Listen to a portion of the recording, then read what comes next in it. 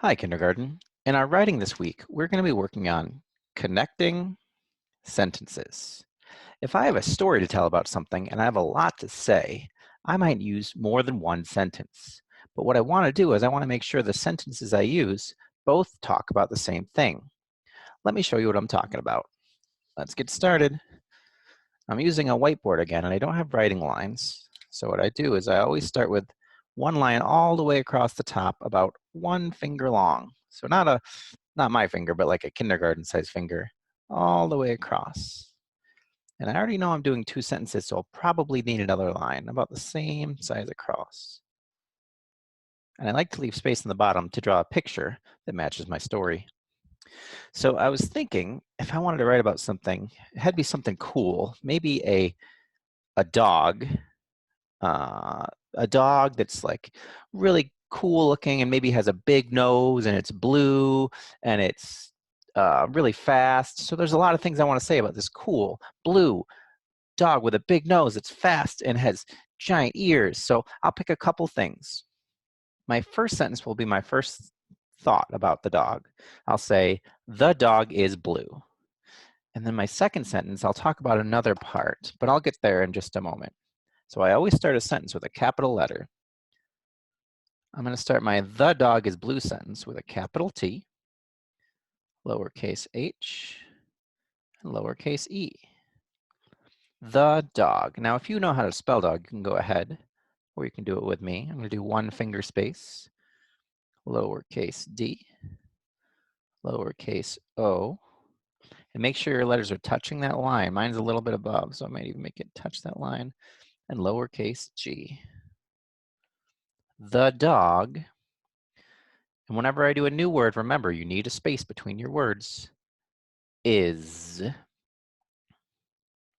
lowercase I, lowercase s, blue. Now, blue is not a sound out word. It's a sight word. If you see the word blue, you can look on a crayon to help you write it, or if you see it in a book. But I'm going to use some teacher help now. I'm going to tell you how to spell blue. I do know the beginning sound is a sound out sound. B, l, and the oo sound is not an oo. It's a u, lowercase u, lowercase e.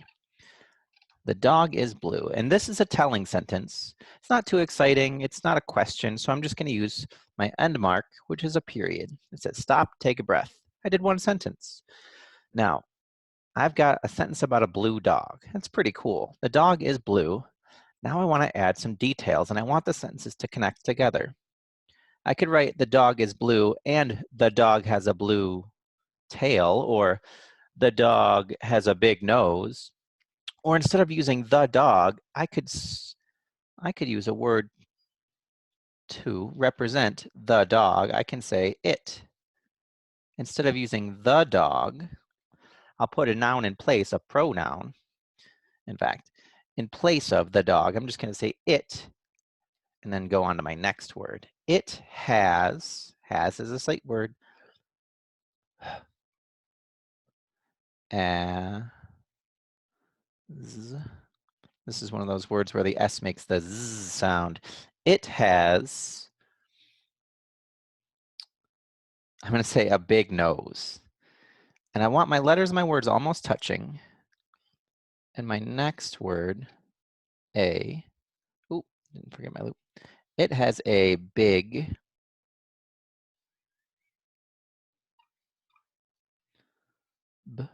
g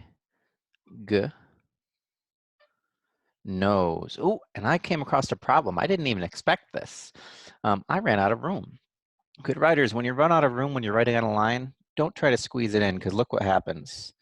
It looks really messy. It looks bad. It doesn't look like good writing. That's why we usually have lots of space for writing, because if you run out of room, do what good writers do and go to the next line. I don't have one, so I'll make one. It doesn't even have to be the whole way through, because I only need 1 word. It has a big nose. What letter says O? O. And like that Z sound, it's not an S or Z this time, it's an S. It has a big nose. Now, this is a 1st grade level skill that I'm going to talk about. The O doesn't say ah, in this word. There's a little silent E at the end that tells the O to say, oh, to say its name. So that's not something you need to know yet in kindergarten, but it's always helpful to know if there's a silent E at the end, it changes that vowel. It tells it to say its name. Now let's see. The dog is blue. It has a big nose. Now I've got two sentences. Are they both talking about the dog? Yeah. Do they both have details? Let's see. I have a detail about a color, and I have a detail about its nose. Now, are they the same detail? Let me see. The color and the nose, they're different. And that's one way to connect a sentence, is you're still writing about the same thing, but the details you use are going to be different. All right, so now I'm going to add my picture, and I want my picture to match my sentence too. So I'm going to do my dog, but instead of a regular sized nose, he's going to have a big nose, kind of like Yoshi, and big ears. And there's his little doggy arms, and his doggy body, and his doggy legs. I guess they're all doggy legs. Two doggy eyes,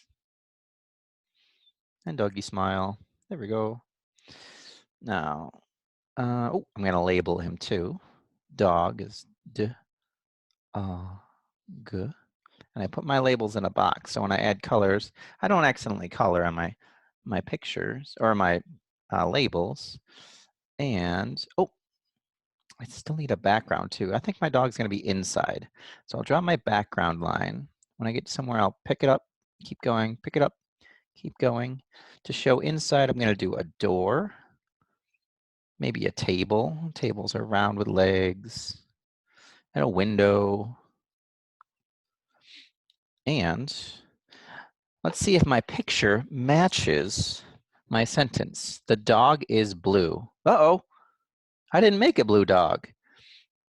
If I say it in my sentence, I want my picture to match it. So I got out my blue marker. I'm going to try to color in the lines the best I can.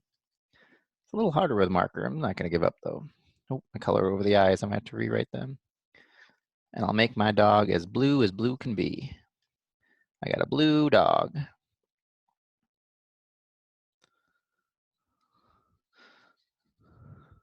With a big nose. I'll leave his nose. Maybe I'll even color it in black. This is a big black nose. And his eyes again. Boop, boop. All right, so the dog is blue. That's in my sentence. It has a big nose. I've got two sentences that connect together to tell my story. Well, your job is to finish coloring the picture, and if you want to do some sentences that connect, tell your own stories, you can too. Thanks for dropping by. I hope this was helpful.